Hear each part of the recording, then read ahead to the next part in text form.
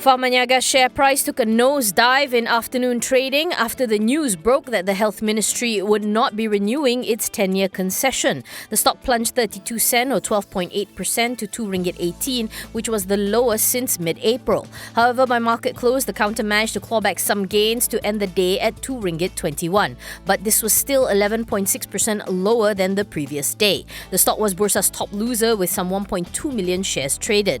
Health Minister Datuk Sri Dr. Zulkifli Ahmad was quoted in reports as saying that there would be no more concessionaires for logistics and distribution services for medical supplies. Taking its place would be an open tender system. This means Pharmaniaga would have to participate in an open tender process to gain back the contract, which is due to expire by the end of next month. This could mean the group would have to be content with thinner margins. In a statement issued shortly after Zulkifli's remarks, Pharmaniaga said it is optimistic of its capabilities to service the nation, either through a concession extension or open tender. The concession to supply public hospitals made up about 70% of Pharmaniaga's revenue and about 26% of its net profit in FY18.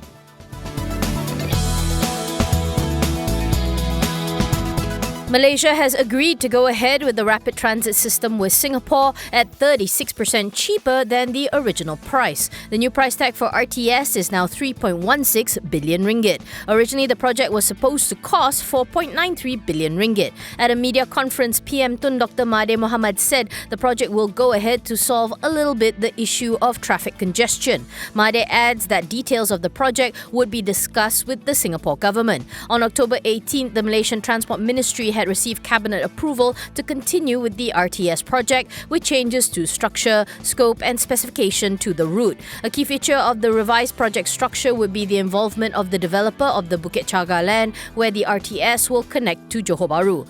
Malaysia is also proposing using a LRT system as opposed to Singapore's MRT system as originally planned in order to help bring down costs.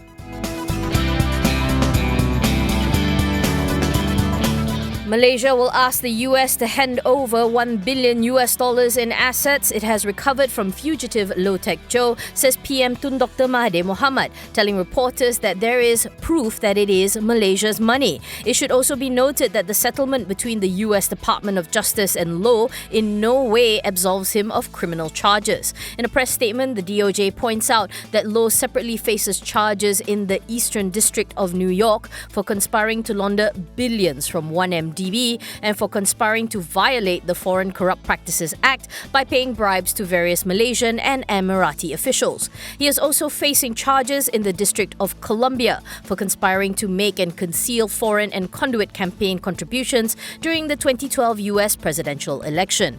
The DOJ said following the conclusion of today's settlement, several civil forfeiture complaints arising out of the 1MDB criminal conspiracy remain pending against assets associated with other alleged co-conspirators.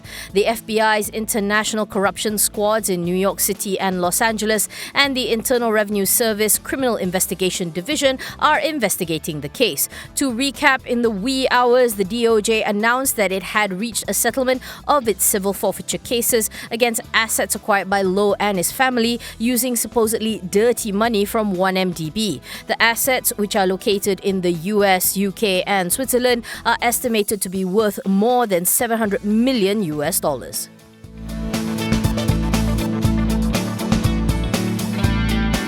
Plus, Malaysia has come out to clarify statements made in the media in relation to both its debt and operational efficiency, which it calls misleading and inaccurate. The company said that it was already a debt-ridden company when Syarikat Dana Saham took over UEM Group from Renong and subsequently privatised UEM in 2001. In a statement, MD Dato' Azman Ismail said Plus's borrowings stood at RM16.5 billion as at end 2001.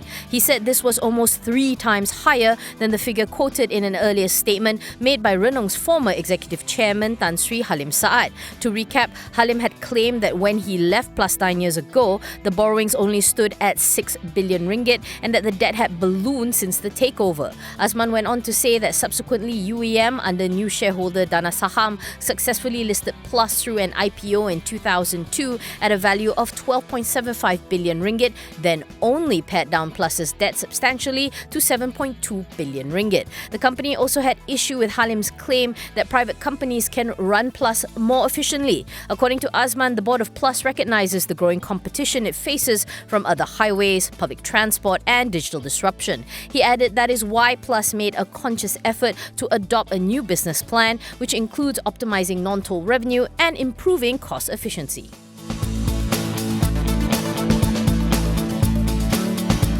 Data management and storage firm Chronology Asia is aiming to grow its customer base by at least 40 to 50%. CEO Edmund Tay says it is banking on its services segment to propel it to the next stage of growth. It will do so through acquiring new customers through seeding programs, as well as retaining customers with new and innovative services solutions. The ACE-listed company currently has a diversified customer base of 650 clients.